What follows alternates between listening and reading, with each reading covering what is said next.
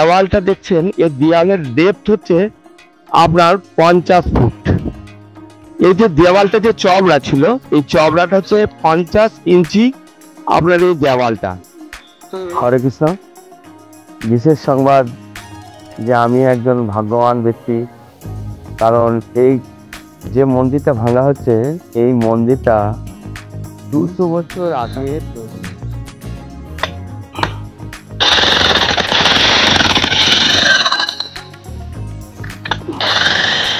Hello বন্ধুরা, তোমরা সকলে কেমন আছো? আশা করি ভগবানের কৃপায় সকলে ভালো আছো। এখন তোমাদের সামনে তোমাদের প্রিয় সোমেন মালি হাজির। সঙ্গে থাকুন এবং যারা আগে কোনোদিন ভিডিও দেখেননি সেই সমস্ত রহস্যময় ভিডিও দেখতে থাকুন। বন্ধুরা, ভিডিও শুরু করার আগে যারা সাবস্ক্রাইব করেননি তারা সাবস্ক্রাইব করে দিন আর বেল আইকনটি দাবি দিন, কেন কি আমি যখনই ভিডিও ছাড়বো নোটিফিকেশান তোমাদের কাছে চলে যাবে। ঠিক আছে, ভিডিও শুরু করছি, দেখতে থাকুন। হরে কৃষ্ণ। তো আপনারা দেখছেন যে বিষ্ণু মন্দির, এটা প্রায় 200 বছর আগে তৈরি হয়েছে। তো এই দক্ষিণখণ্ড গ্রামবাসী যিনি হাজরা বংশের রামকৃষ্ণ হাজরা যিনি ছিলেন, তিনি এবং তার বাবারা এই মন্দির পালিত করত, বিভিন্নভাবে পুজো হতো। তো সেই মন্দির পুজো হতে হতে আজকে দীর্ঘদিন প্রায় 200 বছর আগে এই মন্দির স্থাপিত হয়েছিল। তো সেই মন্দির আমাদের কালক্রমে কোনো কারণের জন্য বন্ধ হয়ে যায়। তা বন্ধ হয়ে যাওয়ার পরে এইভাবেই থাকে। তো সেই মন্দির আবার পুনরায় চালু করার জন্য এই গ্রামবাসী উদয় হাজরা এবং হাজরা বংশের আরও সব যারা রয়েছে তারা একত্রিত হয়ে এই মন্দিরটা আবার নতুন করে করার জন্য তারা পরিকল্পনা নিয়েছে। আর সেই পরিকল্পনার মধ্যে কি হচ্ছে না, এখন মন্দিরটা প্রথমে ভাঙবে, ভাঙার পরে ইনস্ট্রাকশন করার এই পরে এই মন্দিরটা আবার নতুন করে তৈরি হবে। তো আমি সেই মন্দিরটা ভাঙবার জন্য সেই ভাগ্যবান ব্যক্তি, এনারা আমাকেই চয়েস করেছে, আমি সেই মন্দিরটা ভাঙছি। তো আমাকে হরে কৃষ্ণ নামে সকলেই চিনেন। আমি বিভিন্ন কাজের সঙ্গে যুক্ত থাকি এবং সমস্ত কাজ করে থাকি। তো আসুন আপনার মন্দিরটা ভিতরটা দেখা যাক। তুমি কেন চলে আসছো? এই মন্দিরটা আছে যে মন্দিরটা 3টে দরজা ছিল। তো এখানে শুধু মন্দির গেটে যেটা রয়েছে সেটা কোনো দরজা বলতে ছিল না, এখানে শুধু কাজ ছিল। মন্দিরের এখানে কোনো দরজা নেই। এর ভিতরেও একটা বিষ্ণু যেখানে থাকতেন, তো সেখানে আর একটা রুম ছিল। তো মন্দিরের ভিতরে আছে, তো বিষ্ণু মন্দিরের ভিতরে এদিক দিয়েই বিষ্ণু মন্দিরের কই বাবু চলে এসো। তো এই মন্দিরের যে দেওয়ালগুলো পুরাতন দেওয়াল ছিল। তো এই দেওয়ালটা দেখছেন এর দেওয়ালের ডেপথ হচ্ছে আপনার 50 ফুট।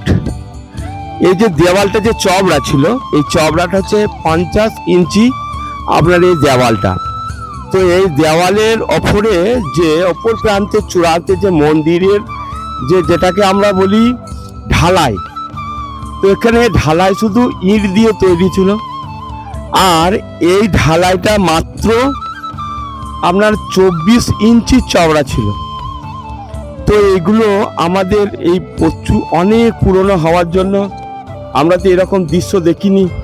এবং এই দেওয়ালের মধ্যে অনেক সুন্দর সুন্দর আপনার চিত্রকর, এই অনেক সুন্দর সেই চিত্রের মধ্যে দেখা যাচ্ছে এখানে যে টিয়া পাখি দেখতে পাচ্ছি চিত্রের মধ্যে। তো এরকম চিত্র তৈরি করেছিল। আর ভগবান বিষ্ণু যেখানে থাকতেন সেখানটা ঢাকা গেছে। ভগবান বিষ্ণু যেখানে থাকতেন সেখানে ঢাকা গেছে। তো এই পরিস্থিতিতে তো যাই হোক, আমি যদিও এই সম্বন্ধে জানি না, তা আমাদের যিনি কাকাবাবু এইখানকার হাজরাদের, তো উনি এসেছেন। তো উনি এই সম্বন্ধে যদি বিস্তারিত কিছু বলতে পারেন, কিভাবে পুজো হতো, কারা করতো, তো উনি বলতে পারবেন। আমি ওনার হাতে মাইকটা তুলে দিচ্ছি। হরে কৃষ্ণ। হ্যাঁ, এই বিষ্ণু মন্দির শ্রী শ্রী শীতচন্দ্র জিউর মন্দির। এটা আমাদের বংশ পরম্পরা, আমাদের কুলদেবতা। দীর্ঘদিন ধরেই আমাদের পূর্বপুরুষরা মানে যদ্দূর আমার শোনা মানে রামবিষ্ণু হাজরার বাবা রাখাল চন্দ্র হাজরা উনি স্থাপিত করেছিলেন এবং দীর্ঘদিন ধরে এটি নিত্য পুজো হিসেবে আমাদের কুলদেবতার পুজো হতো। যাই হোক, তখন বংশটা এত বড় ছিল নাই, ছোটই ছিল। আস্তে আস্তে দীর্ঘদিন ধরে আর চলতে চলতে আজকে বংশের বহুত বৃদ্ধি ঘটে হচ্ছে। কিন্তু এই মন্দিরে পুজো হতে হতে কোনো এক কারণবশত তারাই জানেন কিভাবে পুজোটা বন্ধ হয়ে যায়। যাই হোক, শীতচন্দ্র পুজো হয় কিন্তু এই মন্দিরে আর থাকেন না, উনি অন্যত্র থাকেন। আমরা আবার নতুন প্রজন্ম এসেই আমাদের ইচ্ছা আবার বাবার মন্দির আবার নতুনভাবে স্থাপিত হোক এবং নতুনভাবে তৈরি হোক এবং পুজো পার্বণ পরব পার্বণ সব কিছু আবার নতুনভাবে তৈরি হোক এবং বংশের যাতে শুভ কামনা হয়, শুভ কল্যাণ হয়, সেই উন্নত প্রকল্পে আমরা আবার মন্দিরটা আবার নতুনভাবে নির্মাণ করতে যাচ্ছি। তো যাই হোক, এখন এইসব ভাঙার কাজ চলছে। আস্তে আস্তে আস্তে আস্তে আস্তে আস্তে আবার নতুন করে মন্দির তৈরি করে আমরা বাবাকে আবার নতুনভাবে প্রতিষ্ঠা করে ওই দেবতাকে নিয়ে এসেই শীতচন্দ্রজিকে নিয়ে এসেই আবার প্রতিষ্ঠা করে পুজো করে মন্দিরটি চালু করব। হ্যাঁ, এইখানে উদয় হাজরার অবদান, উদয় হাজরার মস্তিষ্কের উন্নত হওয়ায় বা ওর ওনার অবদানই আজকে আমরা সবাই লড়ে চড়ে বসছি। আমাদের রাস্তাঘাট মোটামুটি পাওয়া গেছে। অবিদ্যা মানে আমাদের জ্যেষ্ঠত দাদা রামকানাই হাজরার বংশ সূত্রধর, হ্যাঁ, ওই রামবিষ্ণু হাজরারই। তো উনি রাস্তা দেওয়ার পরেই আমরা আবার নতুন করে কাজে উদ্যম হয়েছি। উনি 82 ফুট লম্বা 6 ফুট চওড়া হিসেবে রাস্তা নির্মাণ করেছেন। সেই জন্যই আমরা মন্দিরের আবার নতুন করে স্থাপত্য করতে শুরু করেছি। এইখানেই সব হরে কৃষ্ণ হরে কৃষ্ণ কৃষ্ণ কৃষ্ণ হরে হরে, হরে রাম রাম রাম হরে হরে। জয় শ্রীধরনাথ जी की जय, जय की जय, श्रीधरनाथ चंद्र की जय।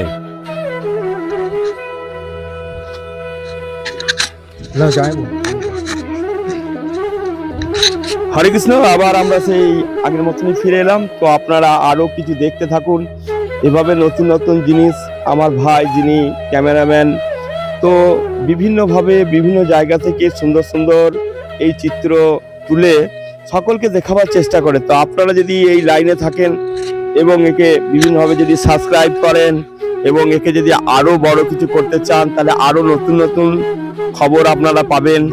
তো আসুন আমরা আবার অন্য কোনো জায়গায় যাই।